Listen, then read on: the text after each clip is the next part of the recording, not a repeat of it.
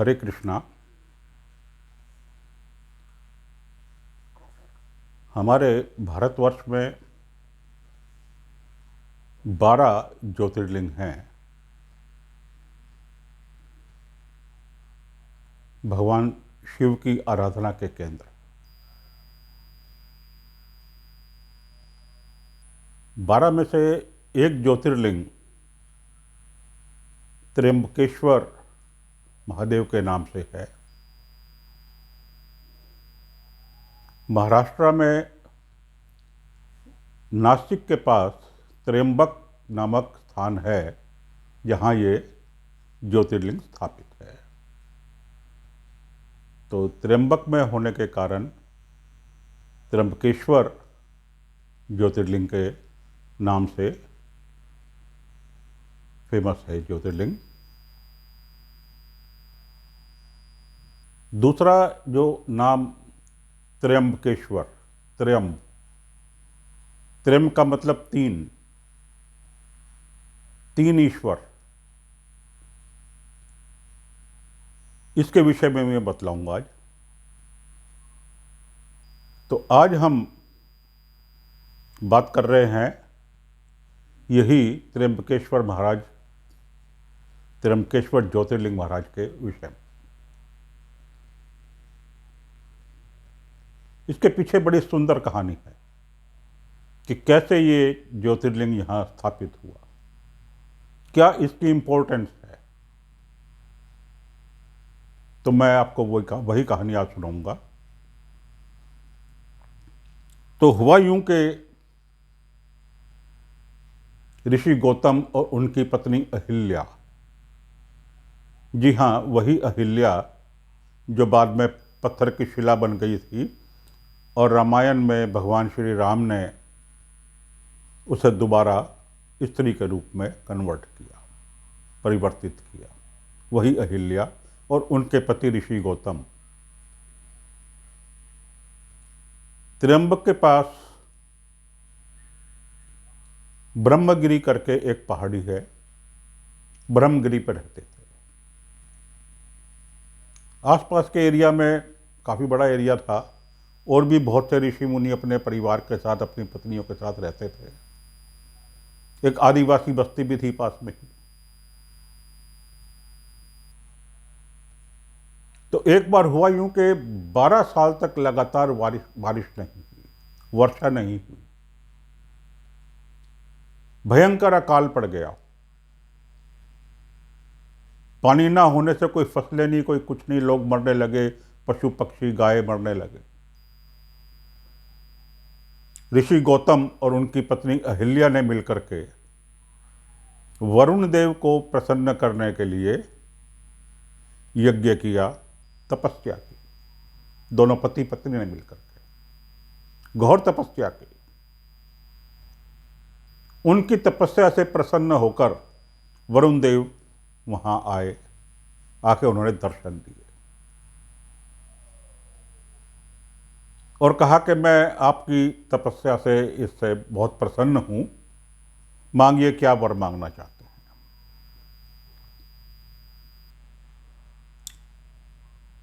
ऋषि गौतम ने कहा कि हमने जो आपके लिए तपस्या की है, जो भी कुछ ये किया है, तो मेरा अपना निजी स्वार्थ हमारा कुछ नहीं है। हमें अपने स्वयं के लिए कुछ नहीं चाहिए। यहां इस पूरे एरिया में, पूरे स्थान में पिछले 12 वर्ष से लगातार बारिश नहीं हुई है, जिसके कारण भयंकर सूखा पड़ गया है, अकाल की स्थिति क्रिएट हो गई है। पशु पक्षी गाय सब मर रही हैं, सबका जीना दुभर हो गया है। यदि आप प्रसन्न हैं तो एक तो भगवान इंद्र से ये प्रार्थना कीजिए कि वो यहाँ बारिश करें,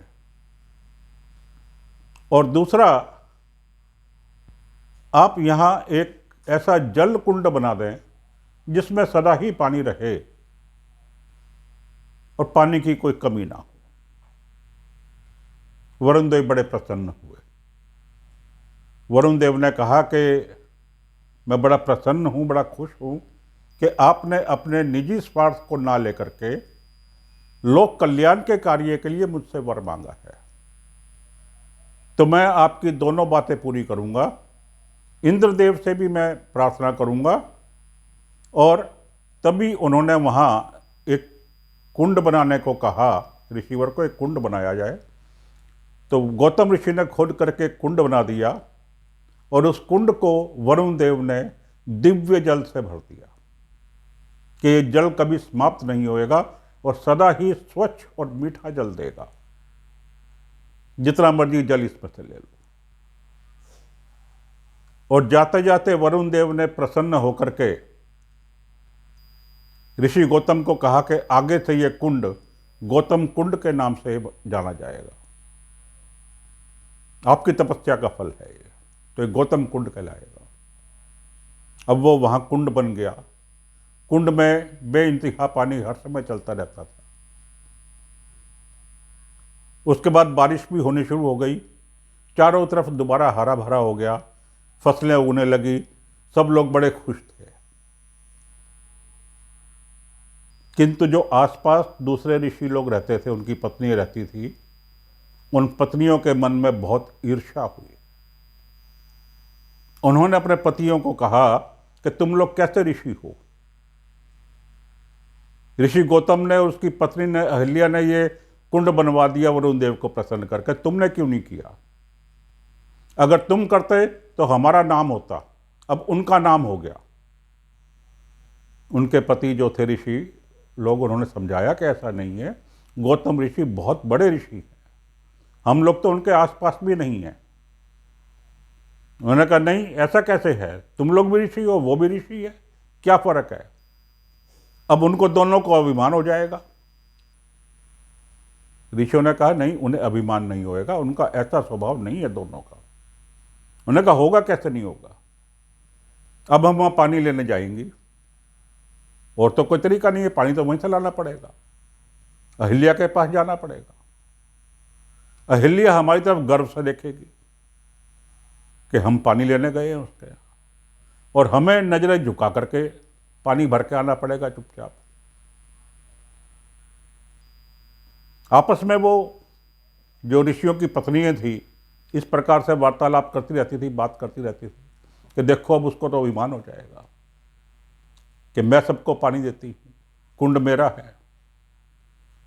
अब ये भावना उनके मन में घर कर गई कि ऐसा होगा। एक दिन की बात है कि वहां कुंड पे पानी लेने के लिए आदिवासी लोग आए हुए थे, काफी समय से आए हुए थे। ऋषि गौतम और अहिल्या दोनों बर्तनों में पानी भर भर के उनके बर्तनों में डाल के उनको दे रहे थे। तभी वहां ऋषि पत्नियां पहुंच गई। ऋषि पत्नियों ने उन आदिवासियों को धक्के देकर के पीछे कर दिया और आगे आ गई। जब वो आगे आ गई तो अहिल्या ने कहा कि देखिए ये लोग पहले आए हुए हैं, पहले हम इन्हें पानी दे दें, उसके बाद आप लोग पानी ले लेना, पानी की तो कोई कमी है ही नहीं। अपने मन का चोर सामने आ गया ऋषि पत्नियों का। जैसे उनके मन में पहले ही चल रहा था कि उसको अभिमान आ जाएगा और हमें नीचा देखना पड़ेगा, वो उनके मन की सोच उनके सामने आ गई। उन्होंने कहा ठीक है, तुम ये समझते हो ना कि तुम्हारा है ये कुंड, इसी बात का अभिमान है ना। ऋषि गौतम ने कहा यह अभिमान की बात नहीं है और ना ही ऐसा कोई तात्पर्य है इनका, ये तो आदिवासी बहुत देर से आए हुए हैं पानी लेने के लिए। हम थोड़ा बिजी थे, व्यस्त थे अपनी पूजा में, इसलिए इन्हें नहीं दे पाए थे पानी। अब हम फ्री होकर आए हैं तो इनको पानी दे रहे हैं, और क्योंकि ये बहुत देर से इंतजार कर रहे हैं इसलिए पहले हम इन्हें पानी दे दें ताकि ये चले जाएं, उसके बाद आप जितना मर्जी पानी लेना, पानी की कोई कमी नहीं है वरुण देव के आशीर्वाद से। ठीक है, तुम तो अपनी पत्नी की फेवर करोगे, उसे ठीक ठहराओगे, तुम्हें कौन सा कम अभिमान है।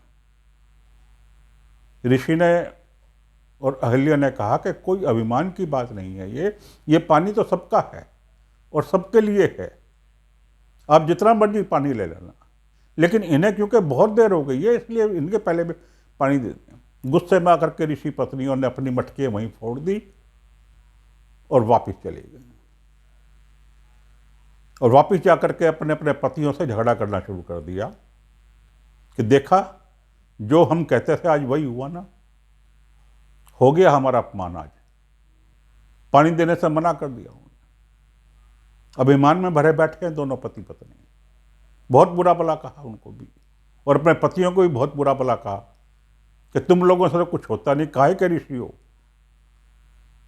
तुम क्यों नहीं अपने तपोबल से यहां बना सके,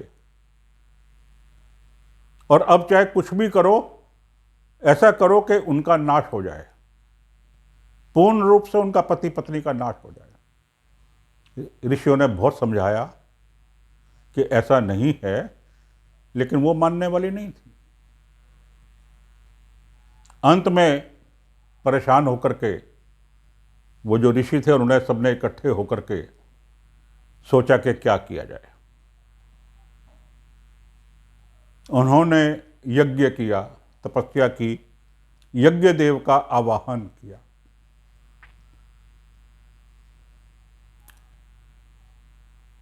उनके यज्ञ और तप करने से यज्ञ देव प्रकट हुए। प्रकट होकर के यज्ञ देव ने कहा कि मैं तुम्हारे तप से, तुम्हारे यज्ञ से प्रसन्न हूं, मांगो क्या मांगते हो। ऋषियों ने कहा कि ऋषि गौतम और उनकी पत्नी अहिल्या का नाश हो जाए। यज्ञ देव ने कहा ये तुम क्या मांग रहे हो, किसी का नाश करने के लिए कभी यज्ञ नहीं किया जाता। यज्ञ जो किया जाता है वो तो सबकी भलाई के लिए ही किया जाता है। कोई ऐसा वर मांगो जिससे सबकी भलाई हो, तुम्हारी भी भलाई हो, औरों की भी भलाई हो। लेकिन वो अड़ गए कि नहीं, हमें तो ये चाहिए कि ऋषि गौतम का और उनकी पत्नी का नाश हो जाए। यज्ञ देव ने कहा देखो, मैं ऐसा नहीं कर सकता। अगर मैं भी बुराई करूंगा तो दानवों में और देवताओं में अंतर क्या रह गया। नाश करने का काम दानवों का है, देवताओं का नहीं है। हम तो वर देते हैं, सबकी भलाई के लिए वर देते हैं। तो तुम सबकी भलाई के लिए, अपनी भलाई के लिए वर मांगो, मैं दूंगा। इसीलिए आया हूं, क्योंकि तुमने तप किया है, यज्ञ किया है, तो मैं इसीलिए आया हूं, तुम्हें वर देने के लिए आया हूं। ऋषि पत्नियां कहने लगी कि ऐसे कैसे, जब हमने यज्ञ किया है और आप आए हो तो आपको वर भी वही देना होगा जो हम मांगेंगे।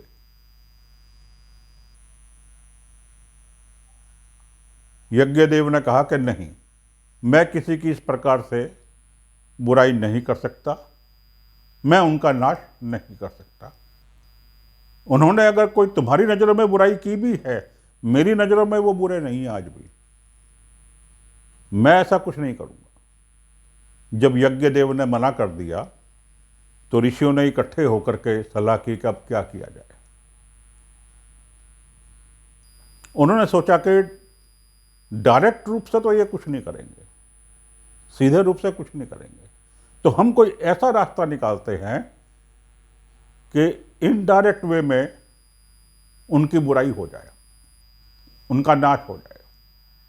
सोच साच के उन्होंने वरुण देव को कहा कि आप सीधे सीधे तो कुछ करेंगे नहीं, हमारे कहने से आप एक काम कर दें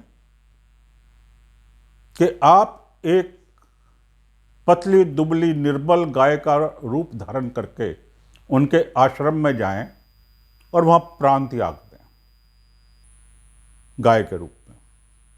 आगे हम अपना आप संभाल लेंगे। बड़ा बुरा लगा वरुण देव को। एक बार तो सोच में पड़ गए, फिर कहने लगे अच्छा ठीक है, मैं इतने तक कर दूंगा, इससे आगे मैं कुछ नहीं करूंगा, कह करके वो अंतर ध्यान हो गए, चले गए। वरुण देव ऋषि गौतम के आश्रम पर पहुंचे और एक पतली दुबली मरियल सी गाय का रूप धारण किया। रूप धारण करके आश्रम के अंदर चले गए। बाकी जो ऋषि थे, उनकी पत्नियां थी, वो भी छुपकर सब कुछ देख रही थी। अंदर से अहिल्या बाहर आई। उन्होंने देखा कि पतली दुबली मरियल सी गाय आई है। उन्होंने आवाज़ लगाई ऋषि गौतम को, अपने पति को, कि देखिए आज हमारे आश्रम में कैसी गाय आई, ये इतनी पतली दुबली मरियल सी, इसे हमारी सेवा की आवश्यकता है, आप जल्दी आइए। दौड़े दौड़े आए अंदर से ऋषि गौतम। आकर के दोनों ने देखा।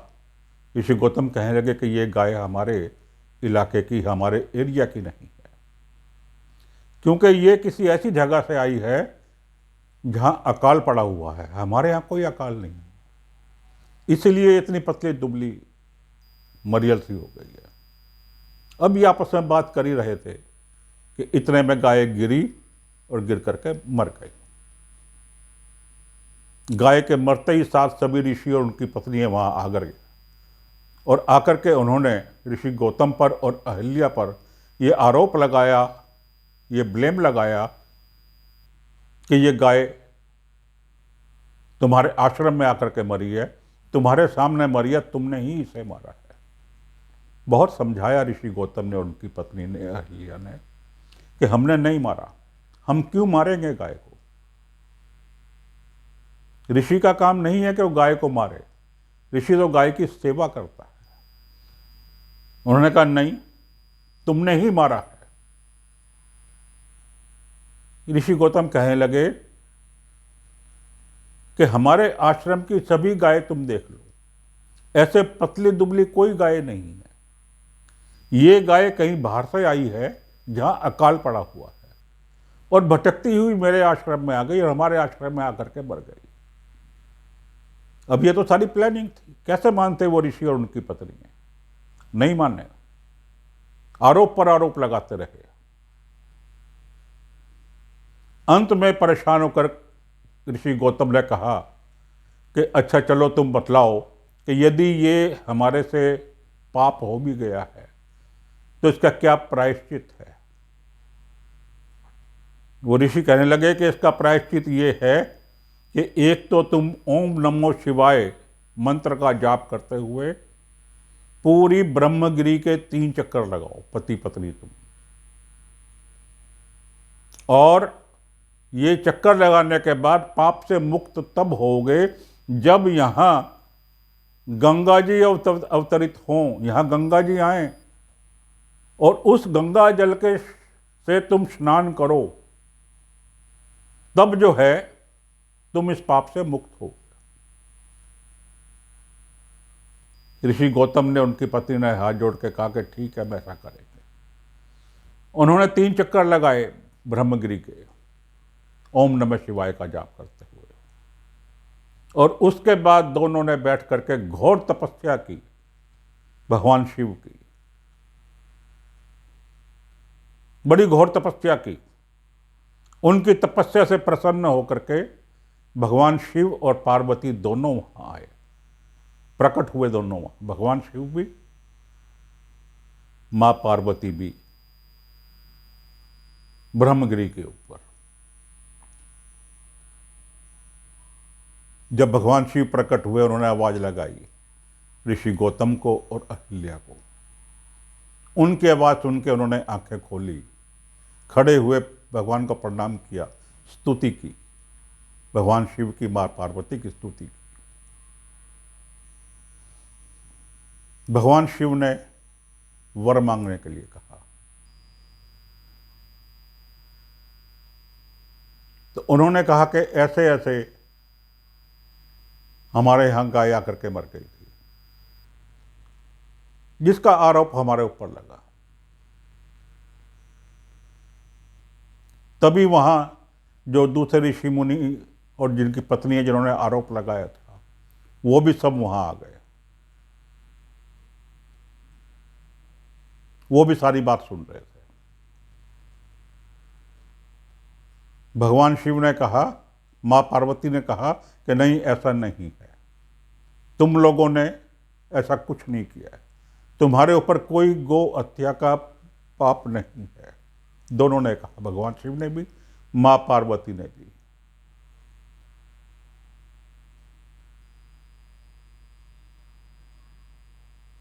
जब उन्होंने ऐसा कहा तो मां पार्वती ने कहा कि जिन लोगों ने इनके ऊपर ये आरोप लगाया है, भगवान शिव से कहा कि जिन लोगों ने इन पर ये आरोप लगाया है उन्हें दंड दीजिए प्रभु। भगवान शिव ने वो जो ऋषि और ऋषि पत्नियां थी वहां जिन्होंने आरोप लगाया था उनकी ओर देखा, घबरा गए सारे। ऋषि पत्नी और वो ऋषि सब घबरा गए और घबरा करके भगवान के आगे हाथ जोड़ करके जमीन पर लेट करके माफी मांगने लगे कि हमारे से बहुत बड़ा अपराध हो गया, हमें क्षमा करें। ऋषि गौतम ने भगवान से प्रार्थना की, भगवान शिव से प्रार्थना की कि भगवान इन्हें क्षमा कर दीजिए। और इन्होंने तो ये आरोप भी अगर लगाया है तो आरोप लगा के मेरा भला ही किया है। इनके ये आरोप लगाने के कारण मुझे आपके और माता पार्वती के दर्शन हुए। अगर ये लोग ये आरोप ना लगाते तो हमें दर्शन भी ना होते। भगवान शिव बड़े प्रसन्न हुए। उन्होंने कहा कि आज जो तुमने ये बात कही है मैं बड़ा प्रसन्न हूं। तुम्हारे साथ बुरा करने वाले का भी तुम बुरा नहीं चाह रहे, इससे बड़ी और कोई बात नहीं।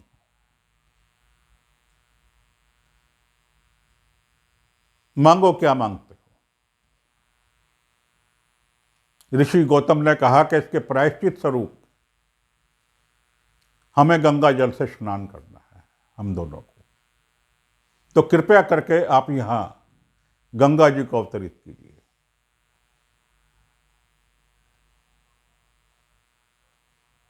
गौतम ऋषि के ऐसा कहने पर भगवान शिव ने आवाहन किया मां गंगा का।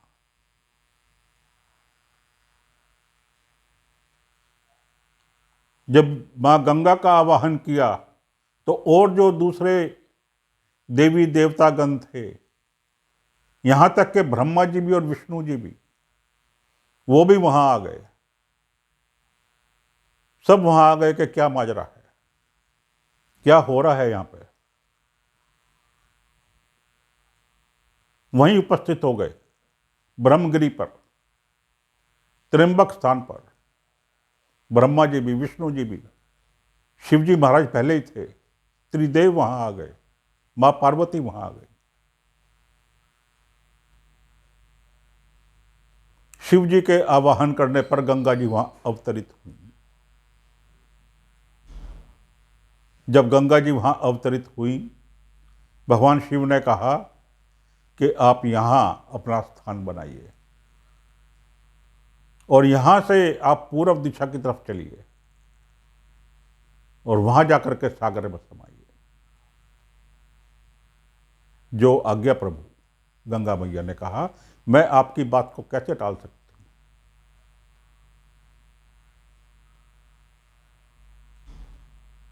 गंगा मैया ने एक बात और कही।